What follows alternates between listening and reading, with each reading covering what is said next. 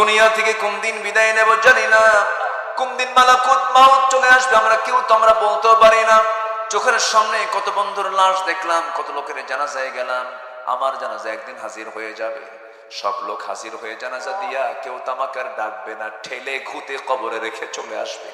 কবরে শোয়া দেবে, বাঁশ চাপা দেবে, মাটি চাপা দেবে রে। 24 ঘন্টা যাবে না মাথার চুলগুলো খসে খসে পড়বে, 3 দিন যাবে না চামড়াগুলো গলে গলে পোকার পেটের খাবার হয়ে যাবে রে। মাত্র 7টা দিন পেটের নালী ভরি সব চোখ মুখ কান নাক দিয়ে বের হওয়া শুরু হয়ে যাবে রে। কিম্ভূত কিমাকার চেহারা হয়ে যাবে। মাত্র 3টা মাস পর যদি কবর খনন করে দেখা হয়, কয়েকটা হাড় ছাড়া কিচ্ছু খুঁজে পাওয়া যাবে না।